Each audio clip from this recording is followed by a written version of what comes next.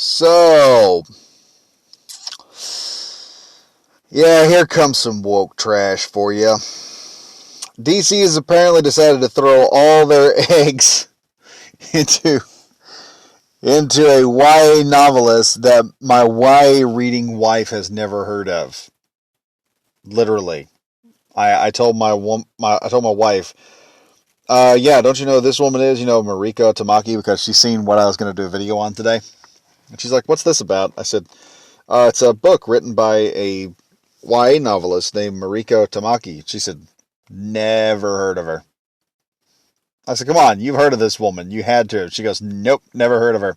She said, "I've never told her about." She looked up all the books this woman has written, and she's like, "Wow, YA booktubers, they've never talked about this chick." And I said, "No, seriously, you have to know this woman." She goes, "Nope, don't know." Mind you, my wife reads about 7 or 8 YA books a month. Okay, she can eat a book for breakfast and will be eating another one for lunch, and then a third for dinner. Okay, my wife is a literal bookworm in the term bookworm.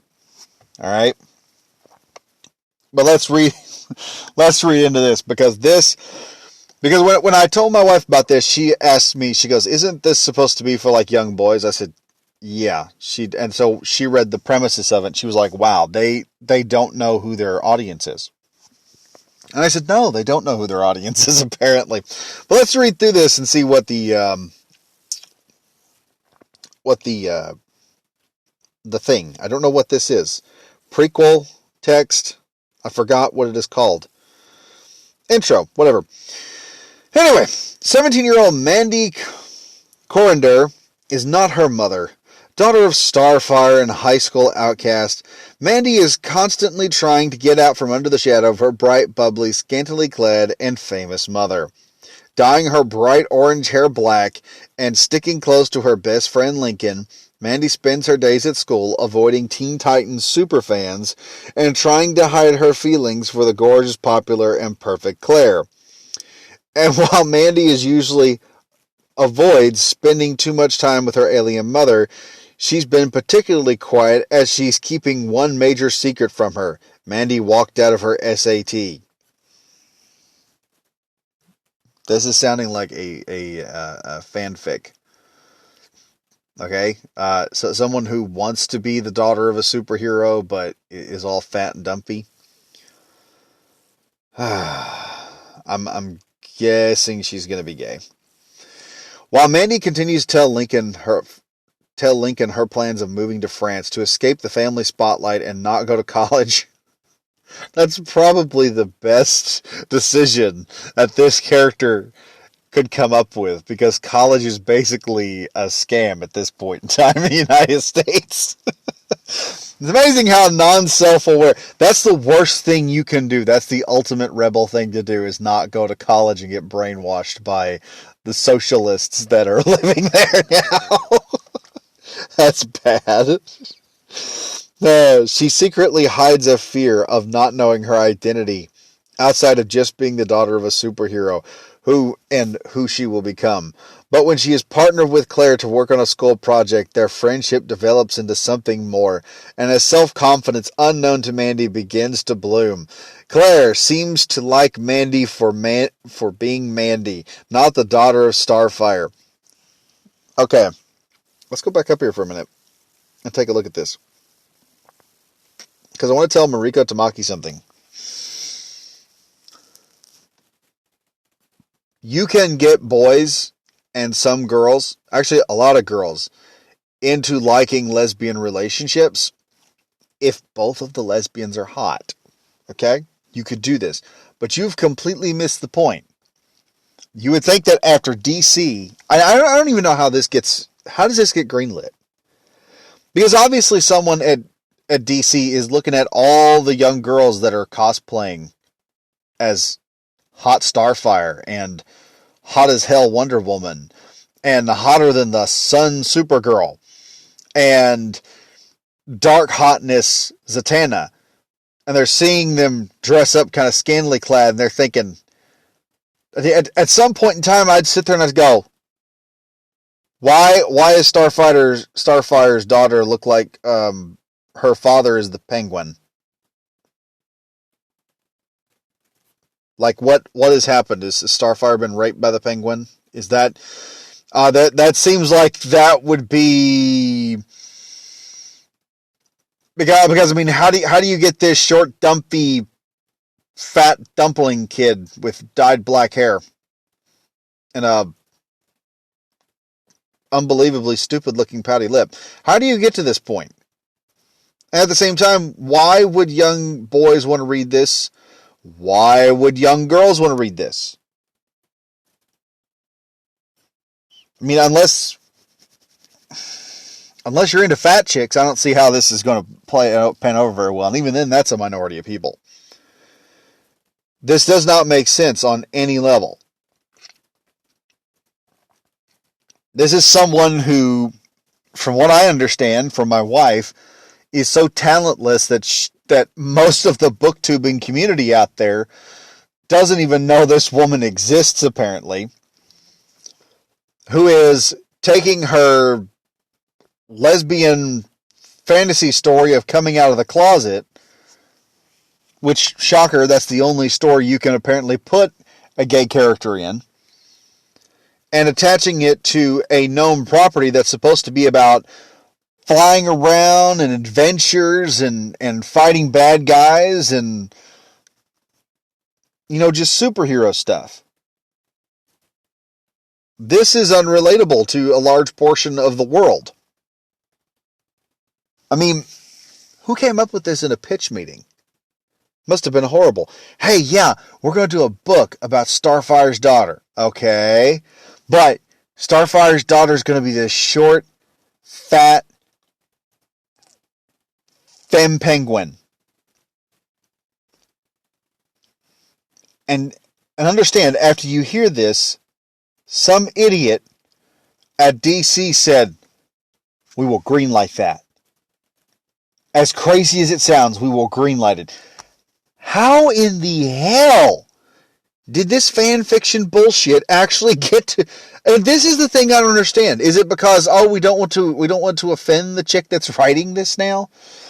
If you've lost control of being able to tell your employee no, you have lost control of your company. Let me tell you. But let's keep going. But when someone from Starfire's past comes to disrupt Mandy's future, I know where this is going. Mandy must finally make a choice, give up before the battle has even begun, or step into the unknown and risk everything. I can tell you right now what the premises of the book is. One of Starfire's a bad guy from Starfire's past has come in, has kidnapped Hot Claire, and so now the fat dumpy lesbian is going to have to man up and be the dude in the relationship and save the damsel in distress. Yes, feminists don't want to be saved by men. They just want to be saved by small, short, fat, dwarfy lesbians. That's apparently the dream right now. Not a knight in shining armor. Oh no. Forget the Henry Cavills and Ryan Reynolds or even the Hugh Jackmans of the world. We want to be saved by Danny DeVito. With the boobs and a vagina.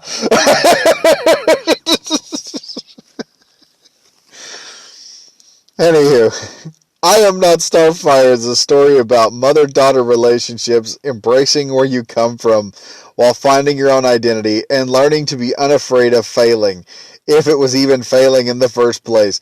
I have this bad feeling she's going to be a Mary Sue in this. Because it sounds so much like a damn fanfic. Why didn't we just write a book about Starfire? Okay? I mean, you could have written this about just Starfire. Okay? You could have written it about Corey. Because, for one thing, Corey is an alien. A lot of the stuff about humanity and everything on human Earth, it's all alien to her. You can create a story with Corey where her culture is clashing with human culture and she feels a bit like an outsider. Instead of doing this nonsense, instead of bringing in Pemfequin, I get, whatever the frick. I'm not very good at puns. We'll call it Fempeng. Or Femquin. Femquin. That's what we'll call it. Femquin. But this is just... I mean, you have all of this in just Starfire. She's more attractive. She's probably going to bring more readers to the table. Unless your intention is just not to make money, I don't understand this. And that appears to be what Marvel and DC has become nowadays is. It's just, we want a political statement. Even if that political statement doesn't make any money. Like right now, DC is getting the frickin' axe. Okay, they've gone in there and gone through, what is it, the 3 bloodbaths now, where they've just been mass firing people constantly. And they put this out there. Why did you not put something out that would actually sell? Because to the people that are greenlighting this, money doesn't matter. Political activism matters. There's... And I hate to get religious right now, but there is a passage of scripture that I've always remembered. And that is, it's God talking to man and him saying, be either hot or be cold, but do not be lukewarm, for I will vomit you from your mouth. I got an interpretation of what that meant one time from a pastor. And he said, it means either live for God or live in the world. Either way you live, you're going to get a reward out of it. You're either going to live for God, get your reward in heaven, or you're going to live in the world and you're going to get your reward from the world. But you're not going to have both. And what DC is doing right now is they're like, we want the political activism points. Okay, that's what you're going to get. That's all you're going to get. You're not going to get the money out of it.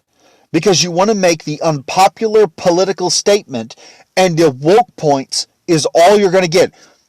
I'm sorry, you can't exchange those on the market.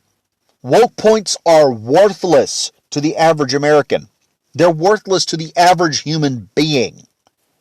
They're worthless to the normie. They're only good to other woke people, and they're a minority within the market. If you want to make money, then make the moves that will reward you with money. But you want to be a wokey and you want the woke points, this is how you get rewarded with woke points. And this is all DC is going to reap from it. This is going to end up, like your boy Zach says, in a couple of libraries, because some old librarian saw it and thought, oh, I'll get this for the kiddies. Because she don't know no better. I mean, you could, if I were DC right now, I would be making some apolitical comics with Superman, Wonder Woman, Batman, Green Lantern, Flash, or taking some of the younger superheroes that you got, like Jonathan Kent and Damian Wayne, and putting those in Scholastic and trying to get kids to come in there. They had a good thing going when they were doing the 100-page books. I actually bought 2 of those. I actually went to Walmart and bought a couple of them. And then they stopped producing them now. They don't produce them anymore. Those were pretty decent stories. They had some unique ones in the front of it, which were actually very good.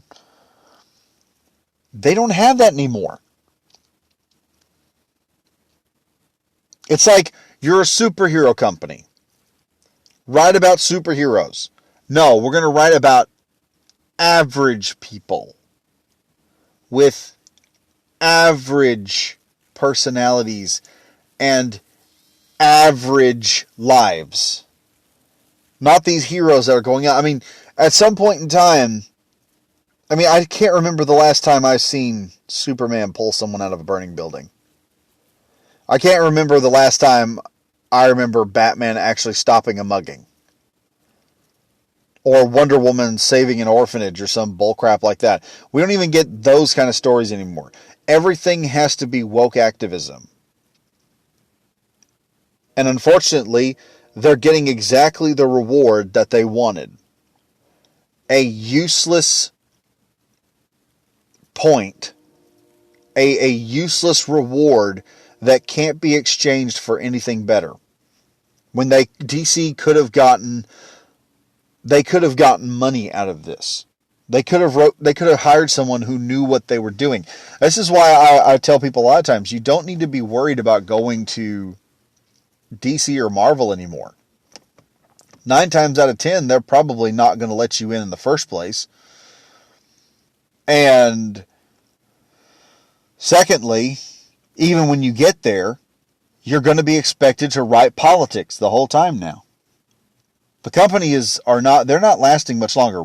Marvel's looking at, I promise you, Marvel is looking at a bloodbath just like DC. DC is probably going to be completely stripped down to nothing, and they've already been talking about this for years, that they were going to just start the backup plan for when this all goes to hell, if it went to hell, was to just take the 80 years of comics they had before and just start reprinting them. And honestly, they will probably start making money again, because they're going to get out of current era woke politics and go back to the original good stuff. And that's sad. When you need to go back and recycle everything, but you can't have enough common sense to hire talent that can write something better. That to me is just, I swear, we ought to just go down there and stick a dynamo up Stan Lee's ass, because at the speed that he is turning right now in that grave, we would have free energy for the next millennia. The crap, the characters that have been just trashed by these idiots who don't care. They're only there for a political statement. It drives me insane, because after seeing all of this, I'm just like, no, I'm checking out. I used to buy these books pretty heavily back when I was a kid. I lost a bunch of them in a flood, and I really wish I had put them up in a higher place, because I did not realize how rare good stories we're going to get now. I've said it before, and I'll say it again. We live in an entertainment famine. And it's not a natural famine. It is a man-made famine of entertainment. And it has been caused... It's just like the famines of Russia or China during communism. They came up with these brilliant ideas to hoard all the grain, all the food, and then suddenly the people start starving en masse. That's what's happening right now. These people they're not giving people what they want. They're giving them what they think they want. Oh, these people, they'll come right back. They'll buy these stories no matter what. And they don't buy them.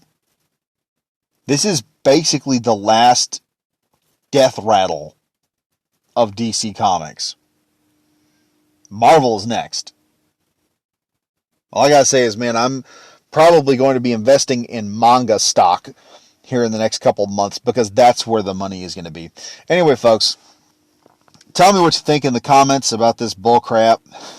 Tell me if you like it or you don't like it. Also, at the same time, don't forget to like, comment, and subscribe, and hit the bell for notification.